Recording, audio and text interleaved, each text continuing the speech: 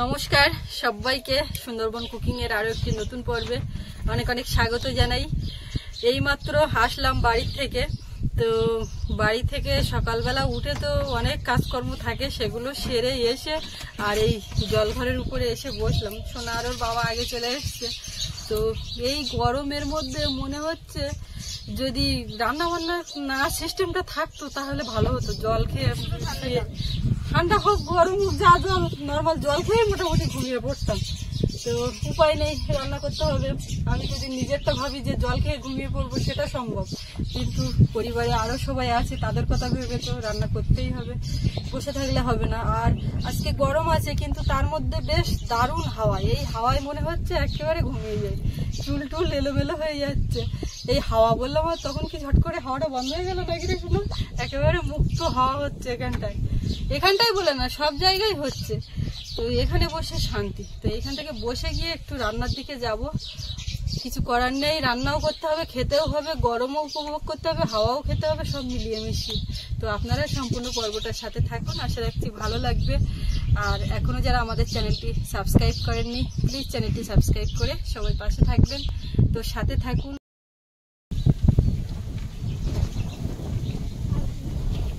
হাওয়াটা বন্ধ হয়ে গেছে না? এই দুপুরবেলা রৌদ্রের মধ্যে ওই তারের উপরে দেখো একটা পাখি বসে আছে, ওদের পায়ে কি গরম লাগছে না? আমরা একটুখানি খালি পায়ে মাটিতে যদি পা দেওয়া হচ্ছে তো মনে হচ্ছে যেন পা পুড়ে যাচ্ছে। ওটা তো আমাদের থেকে কিছুটা উঁচু, একটু বেশি হাওয়া হচ্ছে মনে হয়। বেশি হাওয়া হচ্ছে মনে হয়, তোমার বুদ্ধি উপরে বলে।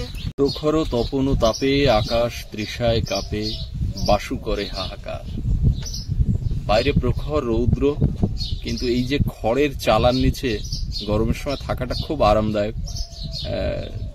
আপ্যায়নে এসে আমি কিন্তু এই খড়ের চালাতেই মোটামুটি দিনটা কাটাই, এখানে বসে সমস্ত কাজকর্মগুলো করি। তো গ্রামে থেকে যেখানে খোলামেলা জায়গা, গাছপালা, সবুজ প্রকৃতি আছে, তার মধ্যে এত গরম আমরা অনুভব করছি। তাহলে যারা শহরে আছেন, আপনারা যারা শহর থেকে দেখছেন, তারা কেমন আছে আমরা কিছুটা হলেও অনুভব করার চেষ্টা করছি। তো এই গরমের মধ্যে যাদেরকে বাইরে গিয়ে অফিস কাছারিতে কাজকর্ম করতে হয়, আপনারা সাবধানে থাকবেন, কারণ এই রৌদ্রের মধ্যে চলাফেরা করতে গিয়ে অনেক ক্ষেত্রে খবর পাচ্ছি কেউ সানস্ট্রোক হয়ে যাচ্ছে, অসুস্থ হয়ে পড়ছেন। তো সকলে সাবধানে থাকবেন। আমরা যতটা পারি রৌদ্রে না বেরোনোর চেষ্টা করি বা করছি এই গরমের কটা দিন। তো এখন আমরা এই জলঘরে বসে কিছুটা সময় কাটাবো, তারপরে রান্নার দিকে সুস্মিতা যাবে, কারণ ও রোদের থেকে এসছে, কষ্ট হচ্ছে বলছে। তো আমি বললাম যে ঠিক আছে, এখানে রেস্ট নাও, বসো, দেরি হলেও অসুবিধা নেই, জল খেয়ে মোটামুটি সময় কাটিয়ে দেবো।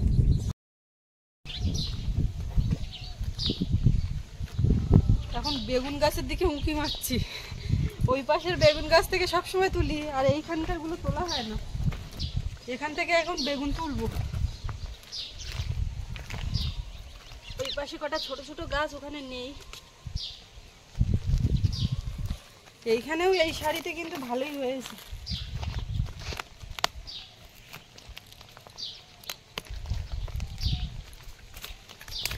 ঝুড়ি টুড়ি কিচ্ছু নেই, আমি ওইভাবে এসে সোজা এখানে চলে এসেছি।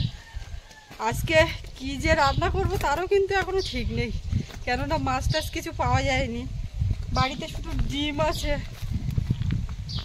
আর এখন একটু আম আছে, আমের চাটনি, টক টক কিছু খেতে হবে। আর দেখি কি হয়, বেগুনটা আগে তুলে নিই। আমাদের এই যা বেগুন গাছ আছে যতগুলো, অনেকদিন পর্যন্ত বেগুন খাওয়া যাবে, তোলা যাবে। এই বেগুন গাছগুলোতে আবার জল দিতে হবে, যা গরম পড়ছে, গাছ সব পুড়ে যাচ্ছে। কি হচ্ছে বলো তো, ওইগুলো সামনে মাথায়, তো ওইগুলোতে বেশি জল দেওয়া পড়ছে। এইখানে মাঠে সব জায়গায় ডাল তোলা হচ্ছে, আর এই ডালগুলো সব পেকে গেছে, কিন্তু এই ডাল তোলার লোক হচ্ছে না। কেন বলো তো? ওদের বাড়িতে ওই জন্মদিন, এই অন্নপ্রাশন না জয়দেবদের, ওদের এইটা বড় করে করছে অনুষ্ঠান, বড় করে করতে গিয়ে ওদিক দেখতে গিয়ে ডাল পেকে যাচ্ছে। সত্যি গো, আর একটাও কাঁচা নেই, সব একতালে পেকে যাচ্ছে। আর এইগুলো একদম সকালবেলা, কুয়াশা তো হচ্ছে না একেবারে, মানে 6টা 7টা বাজতে পারছে না, একদম রোদ। তারও আগে তুলতে হবে, আর একদম বিকালবেলা তুলতে গেলেও তো ঝনঝনে, বেশিরভাগটা সকালে তোলার দরকার। বাবু রৌদ্রে বেরোইও না। মনে করেছিলাম যে হাতে করে হয়ে যাবে বোধহয়, বাবু এসছে, আমার কটা দাও।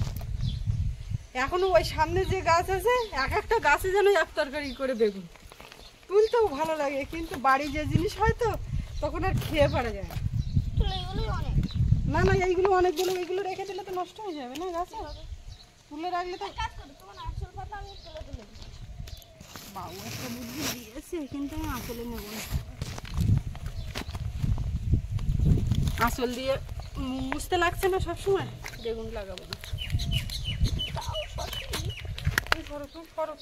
জালি টালে তুলো না, এই দেখো এই পেছন দিকে একটু সাদা সাদা হয়ে যায়, এইরকম তুলতে হয়। আমারও দেখো, তাও দেখো নরম, ফাইন এখনো খাবার মতো।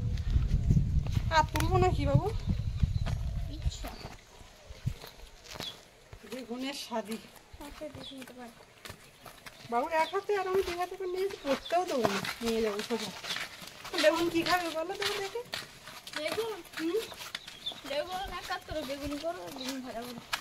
বেগুনি করো আর বেগুন ভাজা করো। বেগুন ভাজা করি, বেগুনি করতে গেলে এই বেগুনি হবে না, কেউ কেউ পোকা বেরোবে, কত রকম সমস্যা। ঠিক আছে, বেগুন ভাজা করলে খাবে তো কথা। চাল ধুয়েছি, ধুয়ে এবারে উনুনের পাশে রেখে যাচ্ছি কাঠ নিতে। এ পাশের কাঠ সব কমপ্লিট, কিন্তু আর কটা ওইভাবে পড়ে আছে একটু বড়। আর এইবারে এই কাঠের আর কি নেওয়া হচ্ছে, লাগা হচ্ছে, এর থেকে নিয়ে রান্না। আর ওই পাশেও আছে কিছুটা।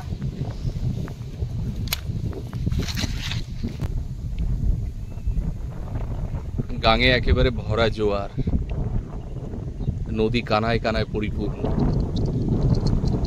আর নদীর রাস্তার উপরে দেখুন একেবারে নোনা ধুলোয় ভর্তি, ধুলো উড়ছে, হাওয়াও হচ্ছে। আর নদীর রাস্তার উপরে এসে দাঁড়ালাম তো মনে হচ্ছে যেন মাথা পুড়ে যাচ্ছে, এত গরম। পুকুরের জল সমস্ত জায়গাতে এখন কমে গেছে। পুকুরে জলে স্নান করতে গেলে কিন্তু জল গরম, এক সকালের দিকে করতে হবে, আর একটু রাত্রে 10টার পরে, তখন জল ঠান্ডা হবে। কিন্তু এই যে নদীর জল একেবারে কুলের কাছেও যদি নামা হয়, নদীর জল কিন্তু ঠান্ডা। নদীর জল ঠান্ডা থাকে তার কারণ নদীর জল তো সবসময় স্রোত বইছে, আর প্রচুর জল গরম হয় না, সবসময় ঠান্ডা। ওই জন্য অনেকে এই গরমের সময় নদীর থেকে একটু গা বুড়িয়ে নিয়ে তারপরে ভালো জলে, মানে মিষ্টি জলে স্নান করে। ছোট্ট একটা ডিঙি যাচ্ছে, কিন্তু ইঞ্জিন বসানো। আর আমাদের বোটটা এই যে ঘাটে বাঁধা আছে।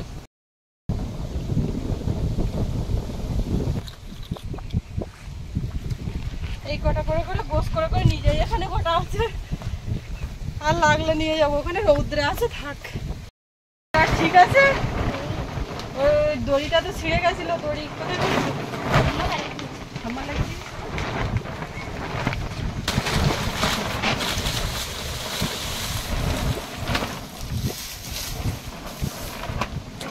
এই পাতা প্রথমে সাজিয়ে দেবো। ওই বাড়িতে যেমন গাছতলা থেকে পাতা কুড়িয়ে রেখেছি, এই পাতা থাকলে উনুন জ্বালাতে খুব সহজ হয়, কেননা বড় বড় কাঠ তো খুব সহজে জ্বলতে যায় না। এই পাতা সাজিয়ে তার উপরে কাঠ দেবো, একদম করবো।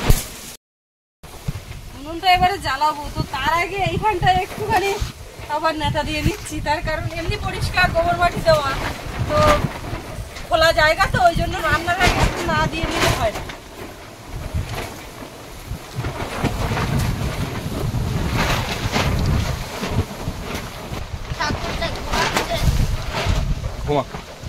গরমে আর ডাক্তার উনুনটা জ্বালিয়ে দিয়েছি, এইবারে জলের মধ্যে বড় বড় আলুগুলো কেটে দিয়েছি। আলুটা কেটে দিলে তাড়াতাড়ি করে সেদ্ধ হবে। সৌরভের বাবা বলছিল আলু বেগুন দিয়ে ডিম রান্না করবো, আলু বেগুন দিয়েও কিন্তু বেশ ভালো লাগে ডিমের তরকারি, মাঝে মধ্যে খাই, কিন্তু সৌরভ বলছে না আলু দিয়েই করো। এবারে আর তো কোনো আইটেম নেই, শুধু একটাই তরকারি হচ্ছে, একটা তরকারি বলতে মেন তরকারি ডিমের তরকারি, আর তার পাশাপাশি হচ্ছে, কিন্তু বাচ্চা মানুষ ও বায়না করছে আলু দিয়েই করো, তো সেই মতো আলু দিয়েই হচ্ছে। ডিম আলুর তরকারি হচ্ছে, তারপরে বেগুন ভাজা হবে, আর এই যে কালকের গাড় হাটের আম এসছে, আমের চাটনি। আর একদম বাড়িতে থাকা উচ্ছে একটু শুকিয়ে যাচ্ছিল, সেগুলোকে কুচে ভাজা করব, নষ্ট করব না, আলু আর দেবো না। কি ছাড়াবে? কি গো? রসুন? রসুন নিয়ে আসিনি আমি এখন। ডিমগুলো ধুয়ে আর আলুর মধ্যে দিয়ে দেবো। তো ও বাড়ির থেকে আসার সময় কান্নাকাটি করে চোখের নিচে বসে ফেলেছে। কারণটা বলো? বলবো? কারণ আমি না মানে বাবা, ওর কারণ হচ্ছে বেশিক্ষণ জলে থাকতে দেয়নি কেন। পুকুরে নামলে জলগুলো ঘোলা করে ফেলে দিয়েছে, তাই জন্য সেটাই হচ্ছে কারণ।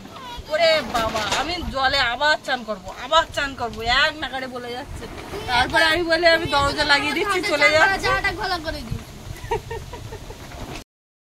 এই এগুলো কি আমাদের এই পাড়ার লোকের কাছ থেকে আম নিয়েছি? সবজির দোকান থেকে নিয়েছি। গাছতলায় পড়েছে, দিতে লেগেছে। হ্যাঁ বলো।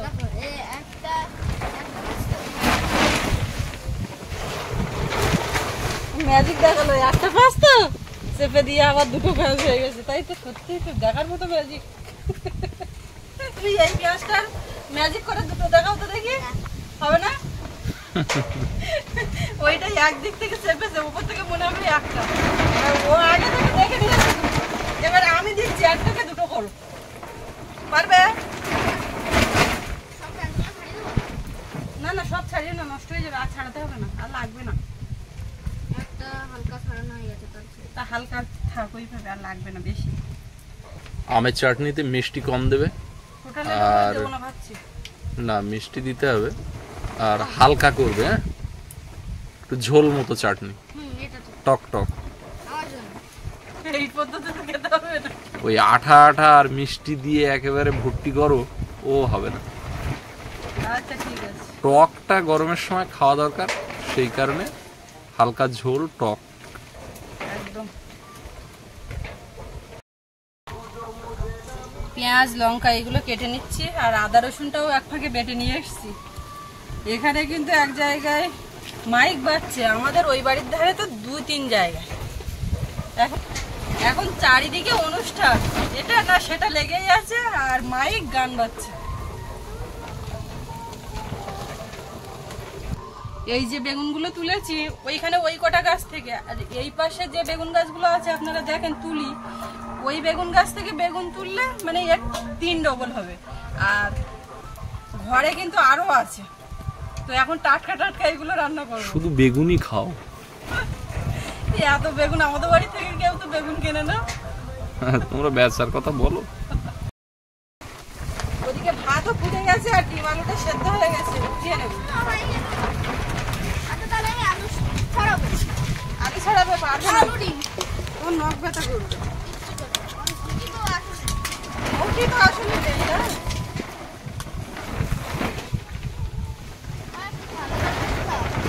আলাদা দিয়েছি, আমি পাল্টে দিয়েছি।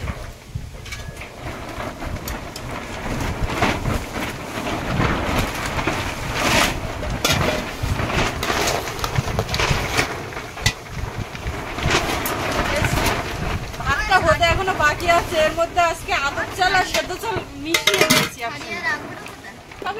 ছাড়াতে লাগো, তার মধ্যে আমি এসে যাচ্ছি। আগে কিন্তু ডিম নিয়েছে, আগে একটা আলু ছাড়াতে। আলু তো ছাড়ানো সহজ, যে কেউ ছাড়িয়ে নেবে, কিন্তু ডিমটা কখন কি হবে সে একদিন ছাড়াচ্ছিলাম যখন এখান দিয়ে একবার করে উঠে আসছিল, এক কক করে বুঝতে পেরেছি, ওইটাই কঠিন। তুমি এটা আগে করো। বেগুন তো সব বেগুন ভালো হয় না, কিন্তু এই বেগুনটা ভালো দেখতে পাচ্ছি। ভালো না হওয়ার কারণে বেগুন ভালো করে একই সাইজের কাটা যায় না, আর ঠিক এক শেপের ভাজা করা যায় না, বিভিন্ন ভেন এসে যায়। ডিম তো চকলা মকলা উঠে যাচ্ছে বাবু, উঠছে না। এইটা তো ভালো হয়েছে।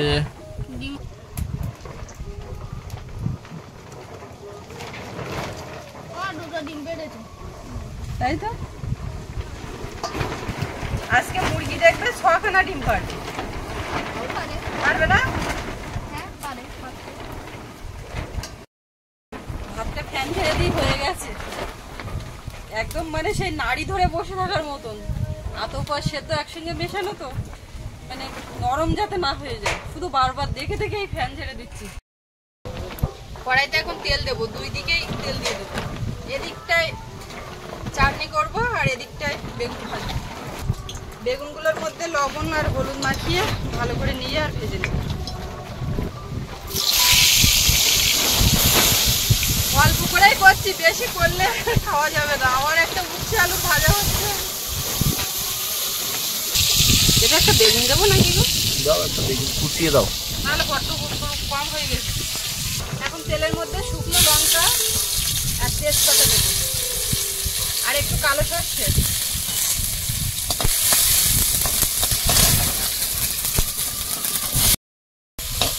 এর মধ্যে এবার একটু হলুদ আর লবণ দেবো সামান্য।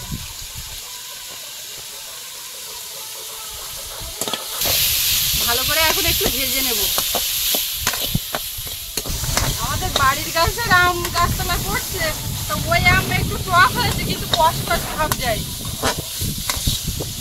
বেগুনটা একটু লাল লাল করে ভেজে নিই।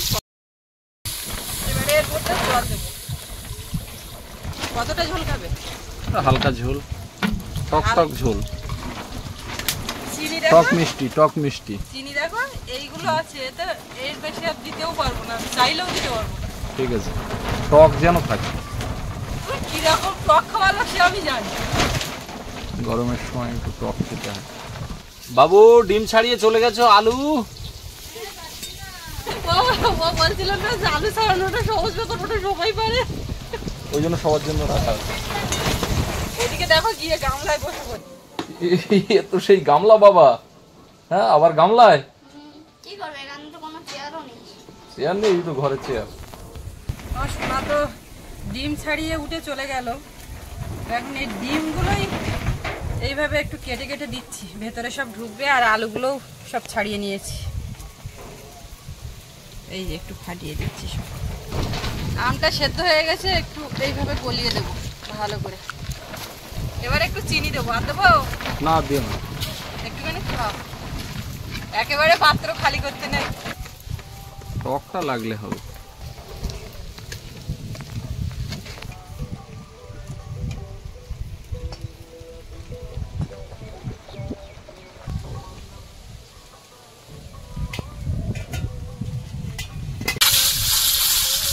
ডিমটা দেবো, সামান্য একটু হলুদ গুঁড়ো আর একটুখানি লবণ দেবো।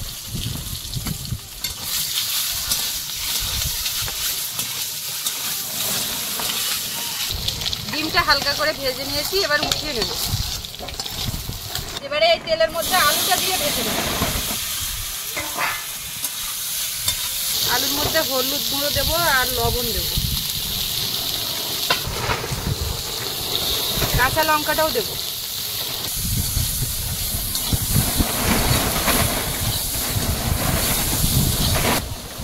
যত হাওয়া হচ্ছে, হাওয়া বলা যায়, এটা একদম ঝড় হচ্ছে গরমের মধ্যে। আর ওই ত্রিপলটা শুধু উঠছে আর শব্দ হচ্ছে। এইবারে এরকম একটু হাওয়া ঝড় হতে থাকলে কাকা এসে কাজে লাগবে। এবারে কি গরম, কাকা আসতে পারলো না। আর আমরাও আর জোর করলাম না এখানে এই ঘরটা করার জন্য, যা রোদ কি করে কাজ করবে। ও পাশের কড়াইতে একটু জল দিয়ে রেখেছি, না হলে যা ঝড় হচ্ছে আগুন উড়ে যেতে পারে, ওই জন্য জল দিয়ে আর বসিয়ে রেখেছি। আলুটা একটু ভালো করে ভেজে নেব। দারুণ কালার এসছে। আলুটা ভাজা হয়ে গেছে, এখন ঢেলে নেব।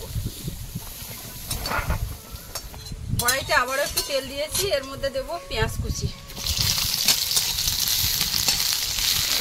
কালকে টমেটো আনতে ভুলে গেছো? হ্যাঁ, ব্যাগে যখনই পাইনি তখনই ভেবেছি। বাজার করতে গেছি যখন একটা ব্যাগ দিয়েছো, যাতে 2 কেজি মাল ভরলে ব্যাগটা ভর্তি হয়ে যায়। মনেও ছিল না, তারপরে সবজি টবজি আর নেই, ব্যাগে জায়গা নেই। তার মানে ব্যাপার হচ্ছে আমি যদি বড় ব্যাগ দিতাম টমেটো অবশ্যই আসতো। টমেটো না, আরো অনেক সবজি আসলো। আনবো কিছু। আমার দই দিয়ে দিল, নিজের দিকে মনে নেই কেন বলো।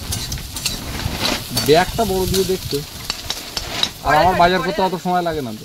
সে তো আমি জানি। বাবা, আমার কোনো কিছু দেখেও কেনা লাগে না, দোকানদারের কত উপরে দাম, পূর্ণ কত বিশ্বাস। দাম? যদি পাশের লোকটা বেশি দাম বলে তাহলে ভাববে যে ওই জিনিসটাই বেটার, ওইটা নেওয়া উচিত। আর সে তো বটে। দর দামও তো কোনো ব্যাপার নেই। আর জিনিস বেছে নেওয়ার কোনো ব্যাপার নেই, বাড়ি আনলে কি হয় সেটা মানুষের উপর বিশ্বাস তো রাখতে হবে না, দোকানদারি বেস্ট জিনিসটা দেবে। হ্যাঁ ওই তোমার ওই কথা তুমি ছাড়ো, আমার সমাজে একদিন গিয়ে কোনো রকমই এনে দিয়ে। আর আচ্ছা বাজার তো তুমি এখানে এসে করছো, আমি তো বাজার এতদিন করেছি পিয়ালিতে 10 বছর নাকি? আমি লকডাউন থেকে বাজার করছি, তার আগে তো 10 বছর আমি তার আগে করেছি, তুমি করেছো। তাহলে আমার একেবারে এক্সপিরিয়েন্স নেই, এ কথা আমি মানবো কি করে? হ্যাঁ আছে, কিন্তু ব্যাপারটা ওই রকম ভাবে চলে, তাই বলি। একদম ওরকমই চলবে। আদা রসুন দিয়ে ভালো করে একটু ভেজে নিয়েছি, এবারে এর মধ্যে একটু জিরে গুঁড়ো দেবো আর ধনে গুঁড়ো, সামান্য একটু জল আর একটুখানি লবণ আর হলুদ দেবো ঝোলের পরিমাণে।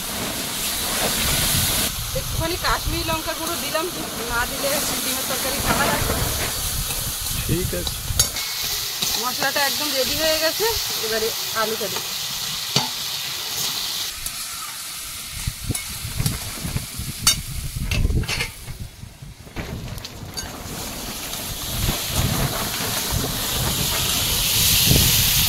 এবারে এর মধ্যে ডিমটা দেবো। উনুনে একটা পাতলা কাঠ দিয়েছি, তো জ্বলছে কি, জল দেবো বলে ওই জন্য কাঠ দিয়েছি পাতলা করে একটা।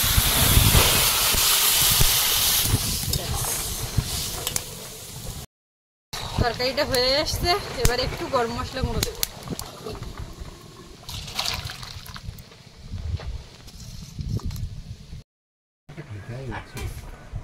এই যেগুলো কড়কড়ে ভাজা সেইগুলো দিলাম।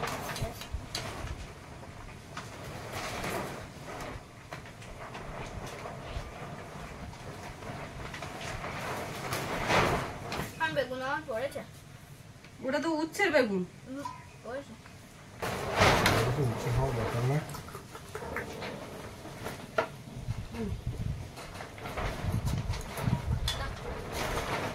আমারটা দেই।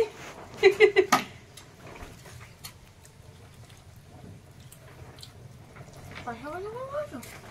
মোটামুটি কষা কষা, ঠিক আছে। বাস আমের টক দিয়ে ভাত খেতে হবে। হ্যাঁ ওই জন্যই তো আমি চাটনিটা করলাম। কি হলো এটা? তা আমি বলতে পারবো না, তুমি ডিম ছাড়িয়েছো, ওরকম হওয়ার কারণ কি তাও আমি জানি না। ফার্স্টের ডিমটা ভালো হয়েছিল। ফার্স্টের ডিমটা ভালো হয়েছিল সেটা কোথায় আমি কি জানি। কিছুটা আমের চাটনি দিয়ে খাও, পুরো খেতেও পারবি না তুই এই গরমে। আমি বেশি ভাত বেড়ে ফেলেছি, তুই অল্প পরিমাণ।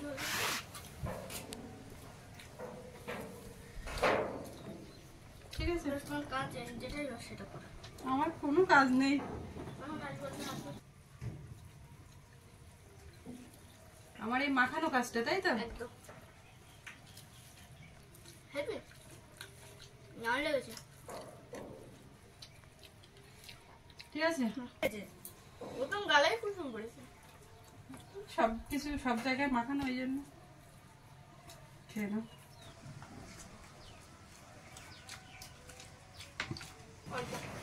শুধু ঝোল ওই ওই তরকারির সঙ্গে না খাবি? ঝাল লাগছে একদম অল্প। ভাত পা খেয়ে নিয়ে আমি চালিয়ে দিকে ভালো লাগে না। ওই একটু একটু করে নিচ্ছে। আচ্ছা ভালো। আজকে পুরো ভাতটা চাটনি দিয়ে খাবে, আমি বুঝতে পারছি। বাস